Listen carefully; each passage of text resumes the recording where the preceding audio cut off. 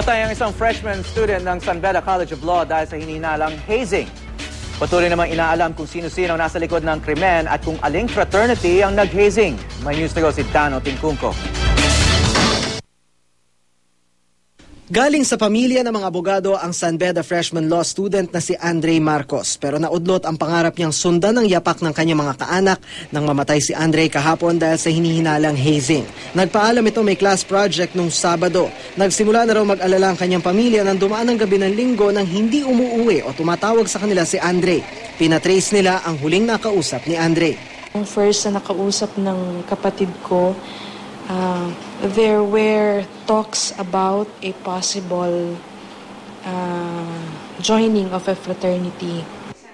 Matapos ang 2 oras, tinext ang pamilya ng nagpakilalang batchmate ni Andre at sinabi sa kanila na may makikipagkita sa pamilya alas 3 ng hapon kinabukasan sa isang fast food chain sa Maynila.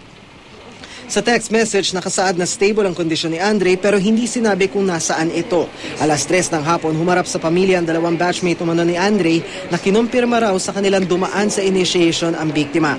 Pahirapan pa raw nilang nakuha ang impormasyon mula sa mga ito kung nasaang ospital si Andre pero hindi na raw nila inabot ng buhay si Andre. It pains us more not knowing what they have done to Andre.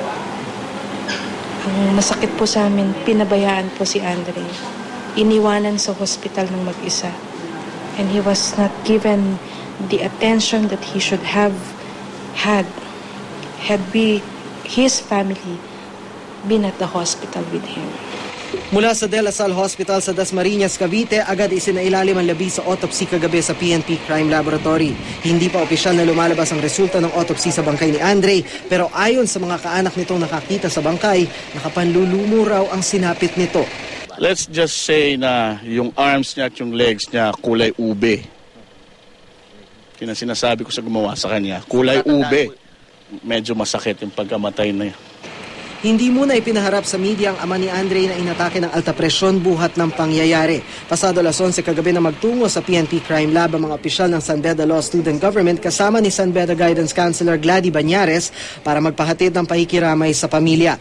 Tumanggi muna humarap sa media si Banyares habang hinihintay pa raw ang official statement ng San Beda Administration.